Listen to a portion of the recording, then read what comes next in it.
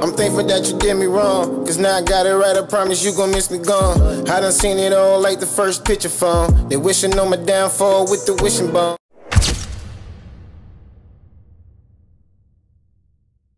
Now unless you was on Cloud 10, under a rock, how you heard the motherfucking word? What's good, y'all? It's yours truly. Once again, Heartbreak Ace. If you're familiar with my content or not, hit that like, comment, subscribe so the algorithm gets breaking content every time I upload. Cause we ain't even about to play that game algorithm. Get these people my videos, man. And I swear I'm done with you. I swear we done is through. I hit that nigga for that work. Stick and moving, then I skirt, skirt, skirt, skirt, skirt. Don't get me tight. Algorithm. Make sure these people get my videos, man.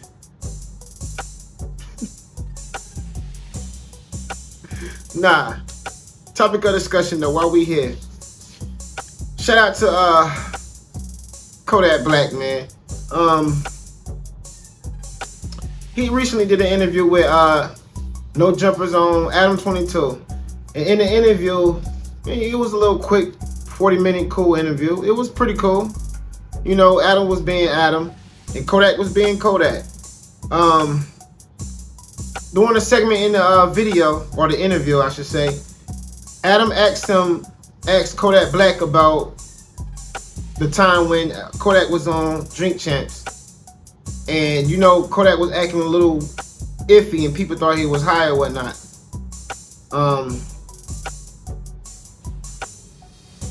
After that question, it didn't go too right. You know what I'm saying? Like, Kodak Black felt real tight about that situation. And if you ask me, for me watching the interview, obviously, what people were saying about Kodak Black, they was right. And he was getting very, very, very offensive about it. But if y'all remember that Drink Champs interview, let's spin the block right quick. I just process, but no matter what, like that saying shit, no matter what. Okay. However, like. Okay.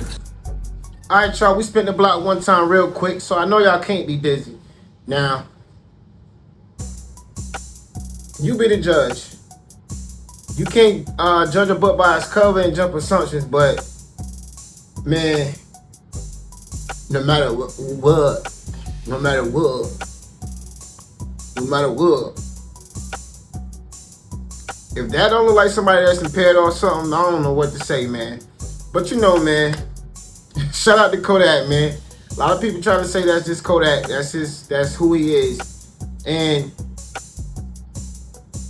we don't know you, true, but the fans care about you. So, you know, a lot of people concerned. And this is a problem that they want to fix and try to fix before it get too bad.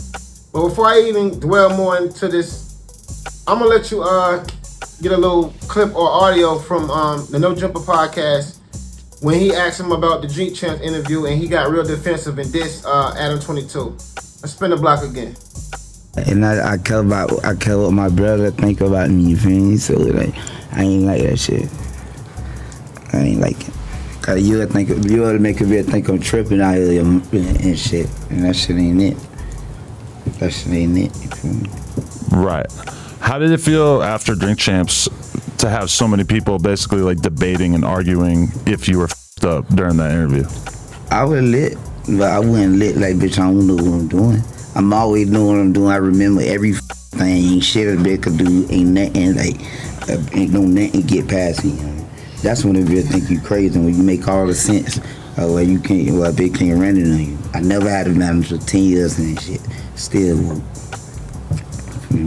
Okay, I gotta say what I've said on other podcasts to you, which is basically from my mind as a person who's taken a lot of drugs over the years, when I saw you like standing up suddenly in the middle of the interview and just kind of swaying back and forth, my brain, like the part of my brain that knows what it feels like to get up was like, oh yeah, he's on a good one right there. And then I got somebody like Whack 100 screaming in my face telling me that I'm trying to stereotype you. So can we settle this once and for all? That shit was so long ago, I ain't even, they don't even remember that. Step by step, I can't even walk you back to that shit. So you had to ask me something about that shit or something. So that doesn't even like exist in your memory. You just kind of move past it as soon as you do it. But I can't walk you to that shit and be like, oh, this is what happened and this is what I don't even really too much know what you're talking about. You say detail what? Just where you were at during that interview, since so many people seem to have strong feelings about it. 2 hours long, man, so you gotta be more specific. Well, yeah, I mean, usually if you get loaded, it'll last a good 2 hours, right? I ain't came up here for you to be playing detective. I'm not trying to play detective. I just examinator, nigga. Okay, yeah. I was just figured I would bring that up since we've talked about that so many times. I figured you might want to set the record straight. I ain't trying to exploit your bullshit. I ain't even came up here talking about your wife and that shit. Because I don't know it and I don't know you, family. You a fan? We got the mold of her vagina right there. You ever seen one of those before? Yeah. Y'all be kissing?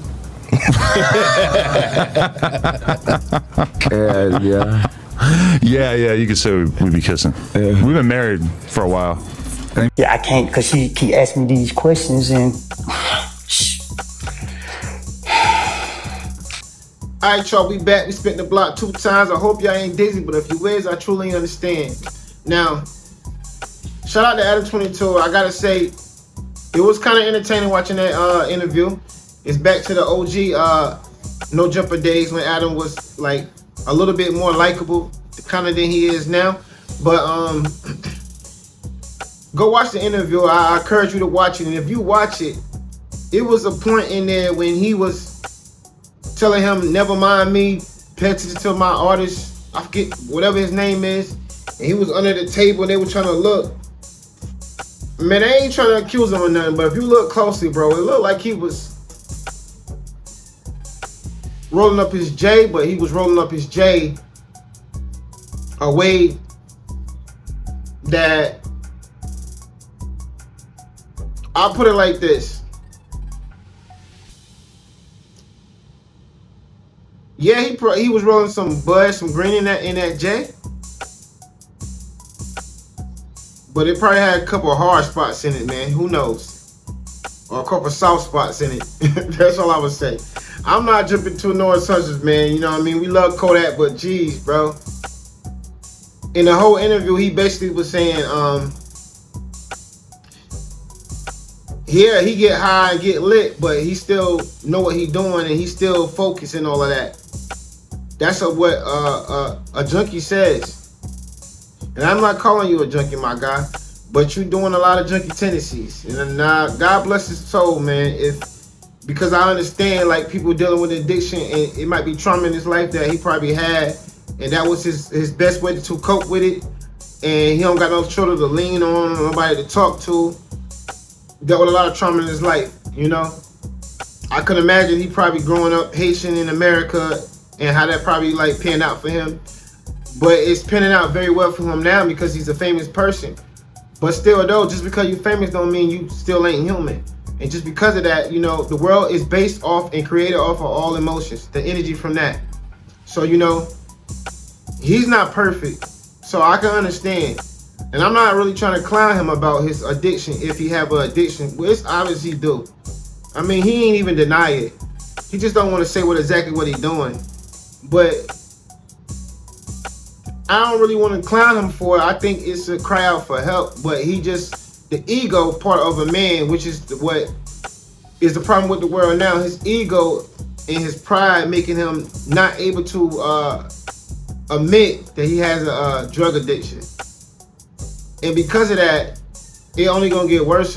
Trust me.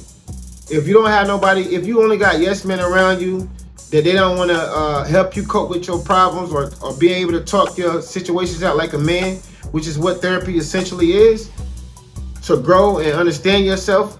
If you don't have nobody that's willing to do that, then you don't have real friends. You only have your friends because for the moment. And that moment, like in an interview when they had all that money piled up and the weed and they talking about porno stars and all that, that's what they want to glorify, man. And if they're not there to really help you with your problems, they're not really friends. But then again, if you had to look at it in a different light, I can't say some of them not really friends. It's just they don't even understand how to cope with that either. But it don't mix well if all of them dealing with them kind of trauma problems and then nobody there to talk to, but it's also getting the bag. They only gonna intensify what they do.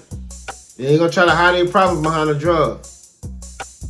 So, I mean, it's only a road to destruction. Here today, gone tomorrow. And I really hate for something else to happen to Kodak Black or anybody else of anybody, especially the culture. I just, a lot of things coming to the light, man, and it's just like, this age of being woke, they only shedding the light on all of our people. They just making them look discreditable, yo, in every chance they get.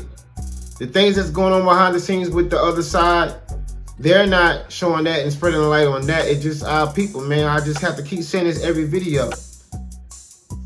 We got to unite because it's getting very sad, and it's like the world, I just don't understand no more. I wish so bad I can bring it back to the times back when I was growing up in the early 90s and stuff like that. But I still want to have the technology that we have now, or the Gen Z, but bring it back to the old times of how the world was, how people think. There was more compassion, you know, where you can go to sleep at night and leave your doors unlocked, stuff like that, where your kids outside, but the neighbors actually watch them and not actually be like no pedophile type of thing going on. You know what I'm saying? Where the neighbors can beat your kids and govern your kids for you. We need to bring that back. I don't even know, is the world getting lazy? Back to the times when they used to have bag boys taking the women's groceries to the car. Now you can't even do that because the bag boy probably gonna rob the woman when he take it to the car. It's just a different world we live in. I love the technology, but the morale of the people is deteriorating. It's getting sad. And we just need to stick together instead of always trying to clown and bash each other. And Kodak might get mad for me saying this, but I mean, I'm just speaking my opinion. I think he's really a cry for help. That he's just, his ego won't let him speak about it. And you know, I pray he get help before it's too late. I don't want it to be a case of the people that's young and passed away. Like, rest in peace to Enchanting, what's the other one name? Big Scar. I hope I'm saying the right one, because I don't want to say the wrong one that's not passed away. Mac Miller, Juice WRLD. It's a lot of people that passed away, man. And it's just like, they crying for help, and we just need to, I just wish we start uniting and start loving each other more. So like I say every day, this is why I scream that. The world showed me every day why we really need to love each other. But till next time, leave a comment down below. Let me know how y'all feel, man. That's all I have for y'all at the moment. As always, love each other. Till next time, yours truly, Heartbreak.